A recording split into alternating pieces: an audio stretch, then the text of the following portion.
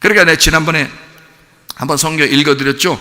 요한계시록 21장을 여러분에게 읽어드렸죠, 그죠? 21장에 22절 말씀 보니까 성 안에서 내가 성전을 보지 못했는데 이는 주 하나님 곧 전능하신 이와 및 어린 양이 그 성전이심이라, 이렇게 되어 있습니다. 새 예루살렘과 새 예루살렘이라는 거요. 그러니까 이 새 예루살렘 안에는 새 성전이 있어야 되거든요. 근데 그 성전이 안 보이는 거예요. 누군가 봤더니 그게 죽으신 어린 양이에요. 그 어린 양이 죽으셨는데 그 어린 양, 죽으신 어린 양이 내 부활한 새 예루살렘 안에 같이 있더라는 거예요. 그러니까 예수의 십자가, 예수의 죽음이 내 속에서 살아있지 않으면 나는 죽은 자라는 거지. 그것을 누가 알게 해준다? 성령이 알게 해주신다. 그래서 성령 충만해야 된다는 거야. 성령을 받는 이유가 바로 왜 그러냐면 내 속에 나를 위해 죽으신 예수가 내 속에 살아가야 되니까. 그러니까 내가 사는 게 아니고 예수가 사는 거란 말이에요. 예수가 죽을 때 내가 같이 죽었잖아요. 그리고 내가 부활한 것은 예수, 내 안에 내가 죽었는데 예수가 부활하심으로 그 첫째 부활에 내가 같이 부활한 거 아니에요. 근데 예수님은 영으로 우리와 함께 하시고, 그게 성령입니다. 영으로 함께 하시고 우리 교회는 실제가 되었단 말이에요, 지금 이 시대에. 그래서 우리를, 예수님 이후 시대에 우리를 교회 시대라 이렇게 말하고요, 성령의 시대라 라고 말하는 것입니다. 무슨 말인지 알겠죠? 그럼 교회 시대, 성령의 시대, 결국 나를 얘기하는 건데 내가 아니라 내 속에 있는 하나님을 얘기하는 거지, 결국에는. 그러니까 내 속에 있는 성령의 시대, 내 속에 있는 진짜 교회의 시대라는 거지. 그렇죠? 내가 아니라. 그러니까 나는 죽었잖아요. 예수님과 함께 내 육체는 죽었잖아.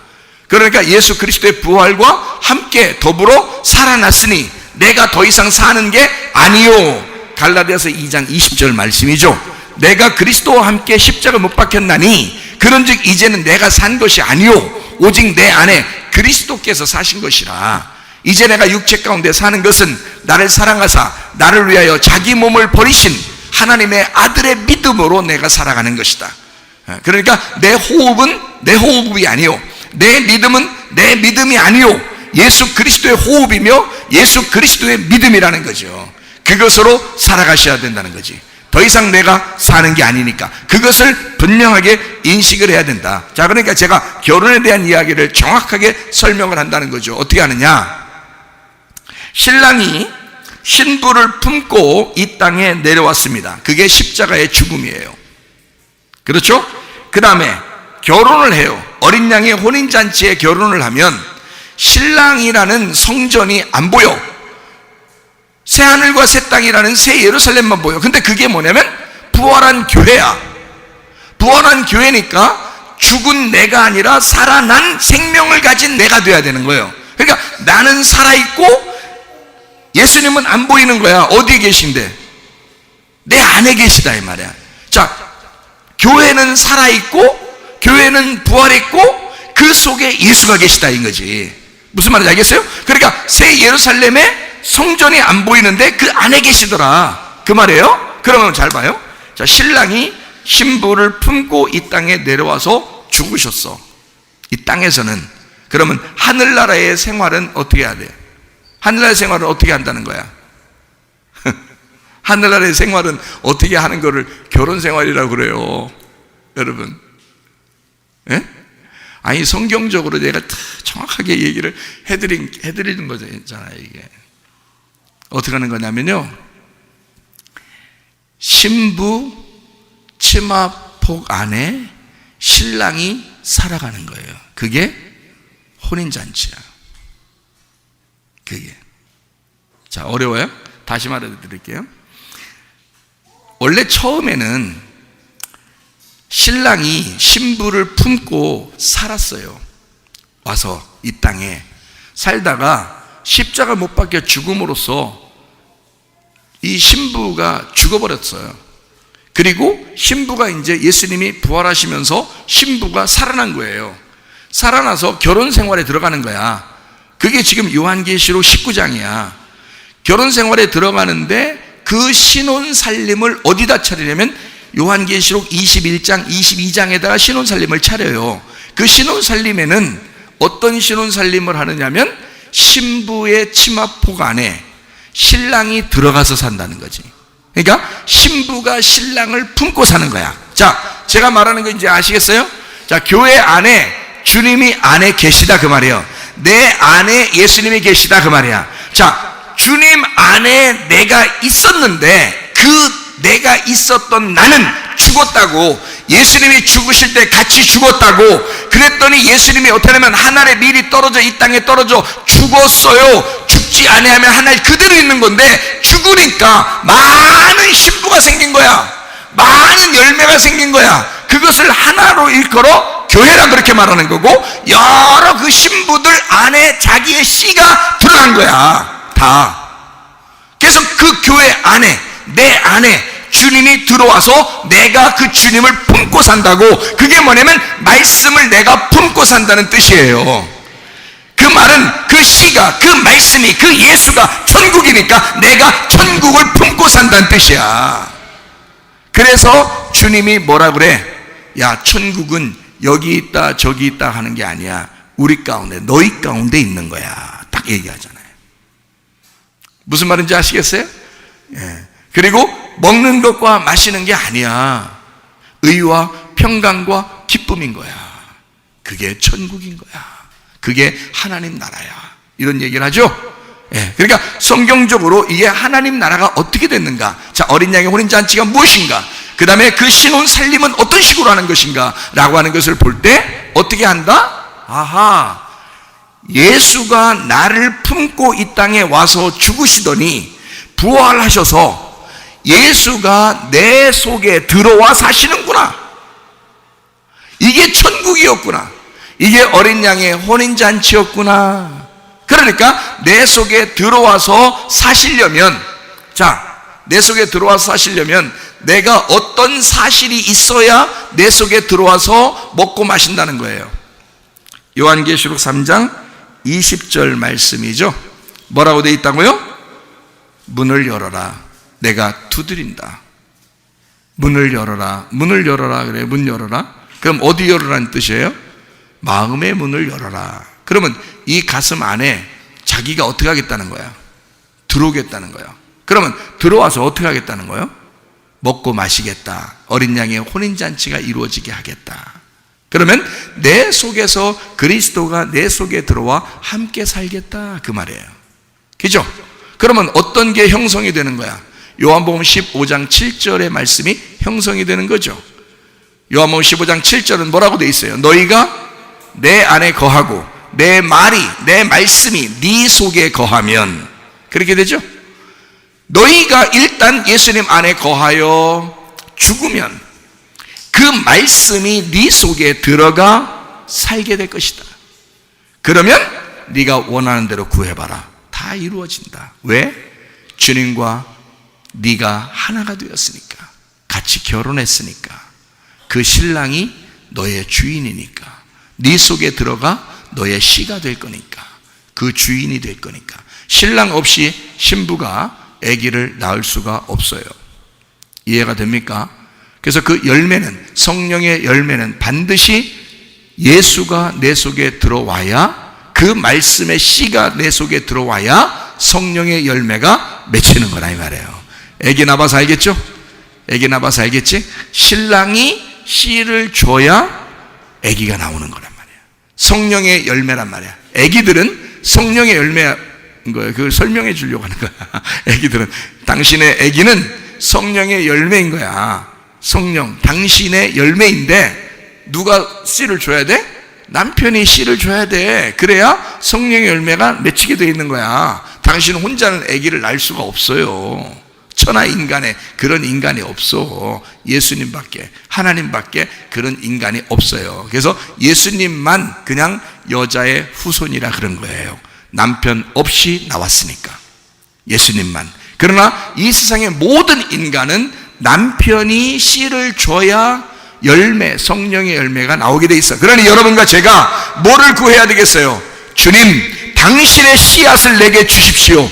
당신의 말씀을 내게 주십시오. 당신의 말씀이 내 속에 들어와 그 말씀이 내 속에서 일하게 해 주십시오. 네 속에서 말씀이 자라나게 해주십시오. 그 씨앗이 들어와 믿음이 생성되고 그 믿음이 자라나게 해주십시오. 그러면 성령의 열매가 맺히게 되는 것이다, 그 말입니다. 이해가 되겠어요? 그러니까 그걸 뭐라 그러냐? 어린 양의 호렌잔치다, 새 예루살렘의 잔치라 그런다. 이거를 요한계시록 3장 20절 문을 열어라, 함께 먹고 마시겠다라고 하는 이야기입니다. 요한계시록 3장 21절 아버지 보좌에 함께 앉게 해주겠다 그랬습니다. 앉게 해주겠다. 앉았다는 말은 일을 쉰다는 얘기죠. 그러니까 휴식한다는 말이고 이제 일이 다 끝났다는 얘기예요. 그러니까 이게 다 열렸다, 그 말이지. 그렇죠? 닫혀있는 게 없이 다 열렸다. 그럼 사실 뭐가 열린 거야? 알고 보면 뭐가 열려서 열렸다 그러는 거예요? 내 마음이 열렸다, 이 말이에요. 내 마음이 다 열렸다. 그러니까 예수를 받아들이고 예수가 내 속에서 함께 먹고 마시도록 내가 그 말씀이 열렸다. 어떻게? 내 마음이 열려서. 그게 예수님이 들어와서 내 눈을 열어주시고 내 귀를 열어주시고 내 입을 열어주시고 내 마음을 열어주셔서 함께 잔치하게 만들겠다, 그런 말입니다. 요한계시록 4장 1절 열린 문을 두겠다는 거죠. 열린 문 있죠. 요한계시록 4장 2절 성령에 감동하였더니, 성령에 감동됐어요. 보라, 하늘에 보좌를 베풀었고 보좌 위에 앉으시니. 그러니까 일이 여기서 막 일하고 막 이러는 게 아니에요. 요한계시록은 이미 열어놓은 책이기 때문에 일을 앉아서 한단 말이에요. 앉아서. 이 앉아있다는 말은 일이 끝났다는 말이에요. 그래서 하나님의 보좌, 아버지의 보좌에 앉아있다, 그 말은 부활되어 있다, 자, 열렸다, 그 말이에요. 4장 5절 일곱 등불 하나님의 일곱 영이더라, 이렇게 되어 있습니다. 하나님의 일곱 등불, 또 하나님의 일곱 영이더라, 이런 얘기가 되어 있어요. 4장 6절 유리바다 네 생물 눈들이 가득하다 그랬어요. 유리바다, 이게 유리바다도 다 투명하다는 얘기했죠, 그죠? 그래서 네 생물 눈들이 가득하다 해서 다 열려 있다는 얘기고요. 4장 7절에 그 네 생물의 그 모양이 사자, 송아지, 사람, 독수리와 같다 그랬어요. 이것은 뭐를 얘기하는 거라고요? 네 가지니까 네 생물 네 가지. 이걸 뭐라고? 사복음서. 그러니까 예수님에 대한 설명이다. 예수님의 형상에 대한 이야기인데요. 이게 네 생물로 표현한 겁니다. 이게 동서남북. 요거를 뭘로 성경에서는, 이제 구약에서는 표현하냐면 성막. 이렇게 이게 모서리가 네 개가 돼 있죠. 성막 보면 이렇게 모서리가 네 개가 돼 있잖아요. 그 네 생물로 표현하는 것입니다. 예수님의 형상을 알려주는 그런 내용이에요. 5장 2절입니다. 5장 2절에 일곱 인을 떼었다 그랬습니다. 일곱 인을 떼게 되면 심판이 시작되죠, 그죠? 심판이 시작되는데 알고 보니까 이 세상을 심판하는 것 같은 거예요. 이 세상을 심판하는 것 같은 거야. 자, 더 깊이 들어가면 이 세상이 나라고 했죠. 그러니까 나를 심판하는 것인데 이제 먼저는 자연을 심판합니다. 그러니까 이 세상을 심판하는 것 같은 거예요. 이런 심판은 노아 홍수 때도 있었습니다. 실제로 모든 생명을 가진 자들, 생기 있는 자들은 다 죽었어요. 그 말은 하늘의 문을 열어서 이렇게 물이 떨어지고 밑에 물이 있었어요. 그래서 하늘 문을 열어서 그 물이 떨어지고 밑에 물이 있는데 그 중간에 있는 이렇게 호흡하는 모든 자들이 위에 있는 물과 아래에 있는 물을 맞으니까, 이 물을 딱 맞으니까 다 죽어버리더라 이거예요. 그러니까 이게 심판인 거죠. 그러니까 노아 홍수 때 심판이 있었는데, 근데 노아 방주라는 게 있었어요. 그 노아 방주 안에 있는 사람들은 다 살더라는 거예요. 그래서 어떤 심판이 올 때는 반드시 심판과 구원이 함께 오더라, 이런 얘기고요. 노아 홍수 때 물로 심판한 것은 어디서 심판된 거예요? 물로서 이렇게 심판한 것은 뭘 심판하냐면 옛창조를 심판한 거예요. 옛창조, 새 창조를 위해서 심판하는 겁니다. 근데 또 한 번 우리의 옛 사람인 나를 심판할 때는 이제 불로 심판합니다. 그러니까 처음에는 물로 심판하고 지금은 이제 불로 심판해서 마지막 심판하죠. 그 심판 때는 물로 심판할 때나 불로 심판할 때나 항상 심판은 뭘 같이 동반한다고? 구원을 동반한다고요. 심판이 올 때는 구원을 동반한다는 거야. 무슨 말인지 알겠죠? 그러니까 여러분에게 불덩어리가 떨어져서 여러분을 심판할 때는 여러분이 완전히 타서 없어지는 것 같은데 하나님의 구원이 임하는 거란 말이에요. 그래서 거룩한 불을 받으셔야 된다는 거야, 여러분에게. 사도행전 2장에 보면 거룩한 불을 받았잖아요, 이 사람들도. 그죠? 거룩한 불을 받았다고요. 하나님의 성령의 충만함을 받았다고.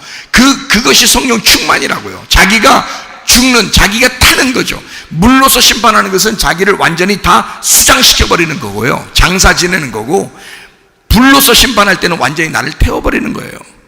그러니까 예를 들어서 쉽게 얘기해서 혈기도 막 태워버리고, 욕심도 태워버리고, 자존심도 태워버리고, 고집 태워버리고, 이런 것처럼 나 자신을 완전히 태워버리는 거란 말이에요. 하나님이 옛 창조를 심판합니다. 애굽에서 바로 왕이 있을 때 모세가 이제 애굽에다가 재앙을 내리잖아요, 그죠? 하나님의 명령에 의해서 재앙을 내리는 그런 것도 역시 그 심판이죠. 그 심판할 때 이스라엘 백성들 어떻게 해요? 하나도 해를 받지 아니하고 다 구출되죠, 그죠? 그러니까 이게 심판이 올 때는 항상 하나님의 백성, 하나님의 아들이라는 알곡을 뽑아내는 거예요. 그러니까 껍질을 태울 때 알곡을 뽑아내는 거다. 그게 타작이라 그러는 거야. 그러니까 타작마당이라 그러죠. 농사 질 때 타작마당 하죠, 추수할 때. 그죠? 그래서 껍질을 까는 거예요. 그 알맹이를 뽑아내고 껍질을 까는 거예요. 그리고 껍질은 불태우는 거죠.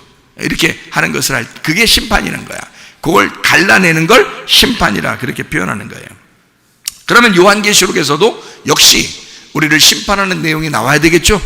왜냐하면 껍질을 태워야 알곡이 나오니까. 그렇죠? 자, 이 세상에 지금 마지막 때가 되면 이 세상을 완전히 멸망으로 막 심판을 해야 되겠죠? 왜 심판해야 돼? 진짜 하나님의 알곡을 골라야 되니까 그런 거예요. 그렇죠? 마지막 때는 그런 걸 마지막 때라 그러는 거야. 그 날이 오면 이라는 그 날, 크고 두려운 날인 거야. 오순절 날도 그 날이에요. 예수님이 오시는 날도 그 날이에요. 그 날이 오면 심판과 구원이 같이 이루어지는 거예요. 그러니까 완전히 불에 태워진 자는 구원받는 거고, 자기가 부자인 사람은 다 태워버리고, 그렇게 하는 게 심판과 구원인 거예요. 그래서 예수님이 오시면은 불과 성령으로 침례를 준다 그러죠? 침례 요한은 물로서 침례를 주는데 예수님이 오면은 불과 성령으로 침례를 준다 그래요. 왜? 불은 껍질을 태우는 거고, 그리고 성령은 알곡을 창고에 드리는 거고요. 그래서 껍질과 알곡을 나누는 거야. 그게 타작인 거예요. 예수님이 오시면 알곡 거두어 드린다는 거예요. 그래서 껍질 태우고 알곡 거두는 그 심판을 한다 이 말이에요. 그리고 구원하신다. 그게 구약서부터 신약의 예수님 시대 때까지, 그리고 요한계시록까지 똑같은 내용을 설명하는데 심판과 구원을 함께 나타내는, 그래서 요한계시록에서도 역시 심판이 나와야 된단 말이에요. 그러니까 일곱 인, 일곱 나팔, 일곱 대접, 이게 나와야 되는 거지. 자, 왜 그게 나오는지 아시겠죠? 그죠? 요한계시록 5장 6절 말씀. 어린 양이 있는데 일곱 뿔이 있어요. 그리고 일곱 눈이 있습니다. 그리고 하나님의 일곱 영이라 그랬습니다. 하나님의 일곱 눈, 하나님의 일곱 영, 이렇게 되어 있습니다. 하나님의 눈이라고 하는 건 뭐라고 그랬어요? 성막 안에 있는, 성막 밖에 있는 이스라엘 백성들을 얘기한다 그랬죠. 성막 밖에는 이스라엘 백성들이 진을 치고 있어요. 동서남북으로 세 지파씩 진을 쳐서 12지파가 눈이 되는 겁니다. 이 성막을 지키는 눈. 그리고 그 안에 법궤를 지키는 또 눈이 있어요. 레위지파인데, 레위지파는 각 지파별로 레위지파가 법궤를 담당하게 되어 있거든요. 하나님의 말씀을 담당하게 되어 있어요. 각 지파별로. 그래서 레위지파는 12개로 나누어집니다. 그래서 12이라는 레위지파가, 법궤를 담당하는 레위지파가 성막 안에서 하나님의 눈이 된다. 그러니까 결국에 하나님의 눈은 뭐다? 하나님의 눈은 이스라엘 12지파, 그리고 또 12레위지파다. 무슨 말인지 알겠죠? 성막 밖에서는 이스라엘 지파 12기시고요, 성막 안에는 12레위지파를 얘기하는 거죠. 하나님의 이게 일곱 눈이라 그랬고 하나님의 일곱 영이라 그랬습니다. 이게 완전하다, 완성되었다는 얘기고요. 그러니까 눈이 진짜 7개처럼 보이면 얼마나 무섭겠습니까? 근데 그렇게 보이는 게 아니라, 그런 말이 아니라 진짜 마음으로 영으로 얘기하는 거예요, 이게. 그러니까 이거는 완전하다, 다 이루었다. 언제 다 이루었다냐면 창조가 끝났을 때 다 이루었다 그러죠, 그죠? 그러니까 창세기 1장이 다 끝나면 2장 1절 2절에 뭐라고 나와요? 안식, 그죠? 하나님이 안식하신다. 어떻게 할 때 안식한다? 창조가 끝나서 안식한다, 그런 말 나오잖아요, 그죠? 창조가 끝나서 안식한다, 그 말이 나온다. 그게 일곱째 날이라고. 그래서 일곱이라는 숫자가 있는 거예요. 예수님이 이 땅에 오셔서는 어느 날의 주인이라 그래요? 안식일의 주인이라 그래요. 왜? 그날이 몇째 날이니까? 일곱째 날이니까. 일곱째 날은 뭐 해야 되니까?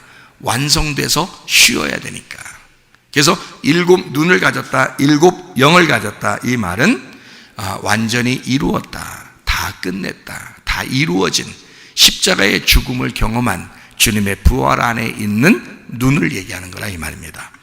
자, 잠언서 20장 27절에 보면 사람의 영혼이 여호와의 등불이라 그랬습니다. 그러니까 하나님은 뭐를 통해서 이 세상을 보겠어요?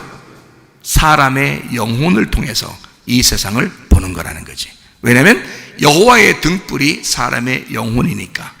여호와의 등불이 사람의 영혼이니까. 요한계시록 4장 8절에 안과 밖에 눈이 가득하다 그랬어요. 이스라엘 백성이 하나님의 눈이 된다 그랬고, 스가랴서 2장 8절을 여러분이 보면 이해할 수가 있습니다. 하나님의 눈동자 같은 이스라엘 백성들, 바로 여러분과 저를 이야기하는 하나님의 백성들이 하나님의 눈이다. 그래서 우리를 하나님의 눈이기 때문에 눈이 약하지만 하나님은 그 눈을 보호해야 돼. 왜? 하나님은 나를 통해서 이 세상을 보기 때문에 그렇습니다. 이런 말이 있죠. 왜? 신랑이 신부를 통해서 살아가는 거예요. 그러니까 아담이 하와를 통해서 살아가기 때문에 하와가 나의 생명이다, 나의 호흡이다, 이렇게 말하는 거죠. 그러니까 신랑은 신부 없이는 살아갈 수가 없어 라고 되는 거예요. 그래서 하나님은 뭐라고 그러냐면, 내가 너의 남편이고 내가 너의 신랑인데 나는 네가 없이는 살아갈 수가 없어, 이 말이에요. 이 말들이 무슨 말인지 알겠어요? 나는 너를 통해서만 살아갈 거야. 나는 너를 통해서만 이 세상을 볼 거야, 이거예요. 하나님은 전지전능하시죠. 근데 하나님은 다 각자 우리에게 함께 하시는 하나님이라고 했죠. 하나님은 전지전능하시지만 각자 우리에게 들어와서 있는 하나님이라고 하는 거죠. 그래서 내 속에 있는 하나님은 나를 통해서 본다고요, 이 세상을. 전지전능한 하나님이지만 여러분 속에 있는 각자 들어가 있는 전지전능한 하나님이 여러분을 통해서 세상을 본다고요. 그러니까 여러분이 이 믿음이 확장돼야 돼. 그렇죠? 하나님께서 말씀이 여러분 속에 들어가 말씀이 열어지고 눈이 열어지고 안약을 발라서 눈이 막 영의 눈이 열어지고 그리고 옷을 입게 되고 빛의 옷을 입게 되고 새 이름을 갖게 되고 하늘문이 열리고 이러면 이 속에 있는 하나님이 어때? 눈이 커지죠. 응? 눈이 커져. 눈이 이렇게 작다가 눈이 커져. 그렇게. 응? 하나님이 우리를 통해서 보는 눈이 확장된단 말이야. 무슨 말인지 알겠어요? 하나님 말씀도 더 많이 확장돼서 더 많이 알게 되는 거고요. 이 하늘문도 더 많이 열리게 되고요. 그러니까 삐그덕 빗장을 열어요 할 때 삐그덕